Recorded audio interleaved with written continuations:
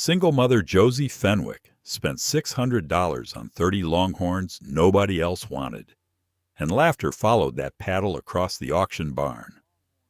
Sterling Ray called them walking skeletons, predicting winter might finish what hunger had started. She saw something beneath hanging hides: alert eyes, protective mothers, faded copper marks, stubborn life. The widowed rancher hadn't come seeking cattle, yet one bid changed everything. 12 months later, buyers crowded outside her gate, begging for calves born to animals they once mocked. Before that reversal came cold nights, empty pockets, scarce hay, and one hard question. Could Josie keep them alive long enough to prove everyone wrong? Subscribe to this channel and tell us where you're watching from. That gamble began before the auction crowd had even finished laughing. Josie lowered her paddle and looked toward the holding pen, where 30 Longhorns stood shoulder to shoulder beneath pale barn light, hips sharp, ribs showing, tails hanging still. The auctioneer reminded her that every animal had to be removed by noon the next day. No extensions, no excuses. $600 suddenly felt like the smallest problem. Sterling Ray leaned against the rail with a grin. "You got a trailer big enough for that mistake?" Josie kept her eyes on the herd. "I'll manage." "You sure?" She finally turned. "I said I'll manage." Nobody bid against her because nobody wanted the feed bill, the transport cost, or the risk. Several cows had no clear papers. 2 limped from overgrown hooves. Another stood so thin that one buyer muttered she might not survive the trip. Yet Josie had studied their eyes during the sale. Clear, alert, hungry, yes. Dying, no. Near the back, an older cow shifted whenever strangers moved too close, placing herself between them and 3 weaker animals. Beside her left ear was the faded copper mark Josie had seen on others. It meant nothing yet, but she remembered it. By sunset, Boone Talbert arrived with an aging stock trailer and another borrowed rig. He had known Josie's husband for years and asked only for fuel money, plus help repairing fence in spring. Loading took hours. The Longhorns were weak, nervous, and far too large for mistakes. Dr. Hollis Keene met them at the ranch after dark. He walked through the first group, checking gums, eyes, hooves, breathing, and body condition. "Don't pour grain into them," he warned. "They're starving." "That's exactly why. Too much too fast can kill them." Josie stared at the hay stacked beside the barn, suddenly unsure of everything she had planned. Hollis gave her a feeding schedule, then pointed toward one red-speckled cow whose legs trembled under her. "That one needs watching tonight." Hours later, with temperatures falling, the cow collapsed beside the north fence. Josie ran from the porch carrying blankets, panels, and a flashlight, while Micah pressed his face against the kitchen window. She knelt beside the animal, heard its rough breathing, and understood the real cost of her decision had just begun. And morning was still many cold hours away. Morning finally came, with the red-speckled cow still breathing, but barely. Josie had spent most of the night beside her, following Hollis's instructions, keeping water close, rubbing warmth into the stiff legs, and waiting for any sign that strength might return. Just after sunrise, the cow pushed once, slipped, tried again, then rose trembling onto all 4 feet. Micah cheered from the porch. Josie closed her eyes for a second. Relief didn't last. The hay supplier called before breakfast and said the order was gone. Sterling's company had bought nearly every decent bale within driving distance. Nothing illegal had happened. That almost made it worse. "You can't feed 30 Longhorns on anger," Hollis told her. "No," Josie said, "but I can find something else." Josie started looking at the land differently. Instead of treating every patch of brush like waste, she asked what the cattle could safely use.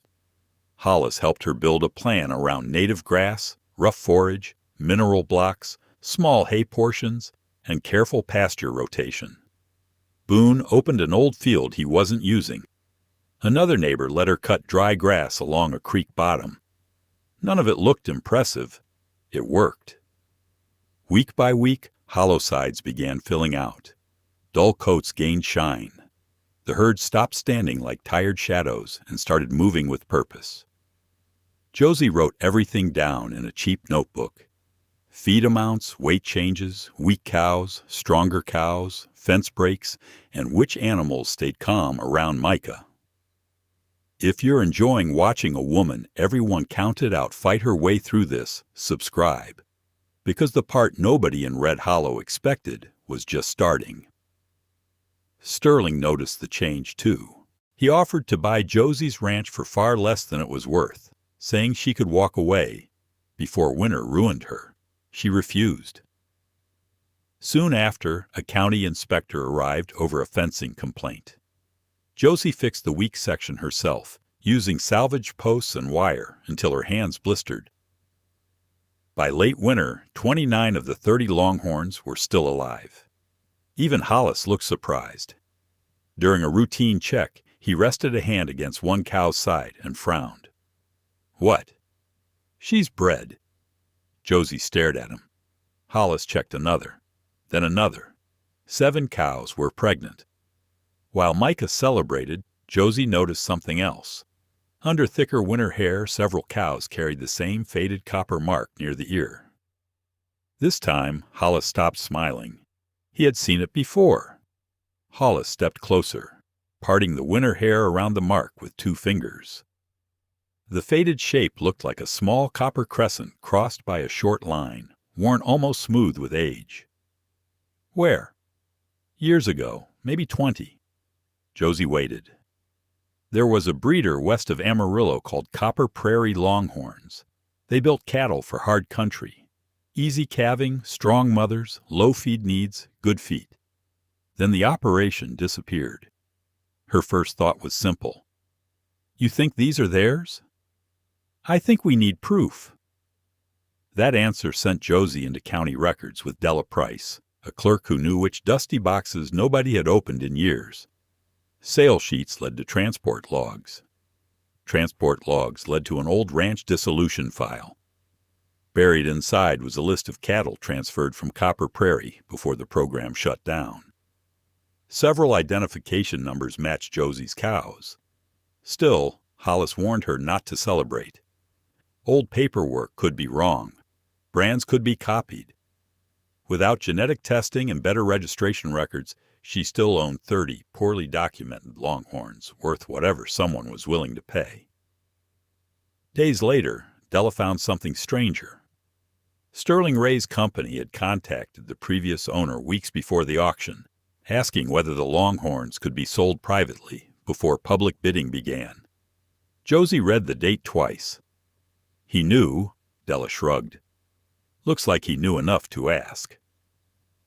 2 days later, Sterling arrived at Josie's ranch in a clean black pickup and offered her $75,000 for the property and every animal on it. "You can walk away clear," he said. "No more feed bills, no more bank trouble." Josie studied him. "What's Copper Prairie?" For 1 second, his face changed. Then the smile returned. "Old ranch stories. Don't build your future on them." She refused the offer. To pay for testing, Josie sold a mower, 2 unused saddles, and the old flatbed trailer her husband had repaired by hand. Micah helped clean it before the buyer came, saying nothing until the truck disappeared down the road. 6 weeks, Hollis told her. Maybe longer. The samples left for the lab. Before the results could return, the rain stopped. Grass browned early, ponds shrank, hay prices climbed every week. And one hot night, with the county sliding into drought, the first pregnant Longhorn separated from the herd, lowered herself into the dust, and went into labor. Josie felt the old fear return instantly. She grabbed the calving kit Hollis had left, called him, and hurried across the pasture with Micah trailing far enough back to stay safe. The cow's sides tightened, then relaxed. Dust clung to her wet hide. Josie remembered every warning Hollis had given her and checked the calf's position with shaking hands. 2 front feet and a nose, she said into the phone. That's good. Give her time. For nearly an hour, Josie did exactly that. At last, the calf came. It landed in the dirt, small, slick, and still for one terrible second, before its chest moved. The mother turned immediately, licking hard, pushing the newborn with her nose until it tried to lift its head. Micah laughed from the fence. By sunrise, the calf was standing. 6 more births followed over the next few weeks. Every calf survived. Even better, the cows held their weight while neighboring herds began slipping backward under the drought. Josie rotated pasture faster, protected low grass, and stretched each bale until nothing useful remained. Sterling's ranch burned through truckloads of feed. Josie's Longhorns browsed brush, rough grass, and plants other cattle ignored. People noticed. One afternoon, Hollis called, "Results are back." Josie drove to his clinic and barely spoke. Hollis laid the report on his desk, tapped one page, then another. 23 cows match the old Copper Prairie line closely. 5 more show partial links. And the calves? He looked up. Strong markers. Very strong. Josie stared at him. Hollis explained that the herd carried the traits the program had been built around: heat tolerance, low feed demand, sound feet, strong mothers, and reliable calving. Her notebook made the discovery harder to dismiss because she had recorded what those traits looked like in a real drought. Now she finally had proof. Sterling reacted fast. He told local buyers the herd had questionable papers and warned that Josie might be selling a story instead of genetics. Rather than fight rumor with rumor, she invited ranchers, county officials, and 2 independent cattle specialists to inspect everything themselves. They checked records, cattle condition, calves, pasture use, and lab results. By afternoon, doubt was gone. One specialist said quietly, "These cows are doing what expensive cattle can't." By sunset, Josie's phone started ringing. Ranchers weren't asking whether the calves were for sale anymore. They were asking how soon they could put down deposits. By the next morning, 3 pickups waited outside Josie's gate before breakfast. 2 belonged to ranchers who had laughed at the auction. Another had driven nearly 4 hours after hearing what the Copper Prairie calves had done through drought. Nobody joked now. A gray-haired breeder named Lyle Mercer leaned on the fence and watched the calves move beside their mothers. "What are you asking for the heifers?" Josie shook her head. "They're not leaving yet." He glanced at her. "Name a number." "I said they're not ready." That answer spread almost as fast as the story itself. Calls came from neighboring counties, then farther away. Some buyers wanted calves. Others wanted future breeding rights. A few simply wanted Josie's grazing records because their own feed bills were climbing beyond anything they could carry. Several begged her to reserve calves that weren't even born yet. Sterling arrived last. His offer was bigger than all the others combined. He wanted every available calf, first choice on future offspring, and exclusive rights to market the Copper Prairie name through his operation. Josie read the papers once. After reading them, she pushed the papers back. No exclusivity. Sterling's jaw tightened. "You know what this could make you? Dependent on you." For a moment, silence sat between them. She set her own terms instead. Calves would stay with their mothers until safely weaned. Buyers had to show proper fencing, water, and handling facilities. Smaller ranches would get the same chance as wealthy outfits. No one would control the bloodline alone. Within weeks, deposits covered Josie's overdue bills. She replaced the failing water system, strengthened every weak fence, bought winter hay early, and paid enough toward the ranch loan that the bank stopped circling. Exactly 1 year after the auction, a line of trucks stretched down the dirt road outside her gate. Micah stood beside her, holding the same cheap notebook he had filled with weights, births, rainfall totals, and feed use. "Think they remember laughing?" he asked. Josie watched Sterling's truck waiting behind two smaller ranchers. "They remember." Out in the pasture, the red speckled cow that had collapsed during the first freezing night walked through knee-high grass with a strong calf beside her.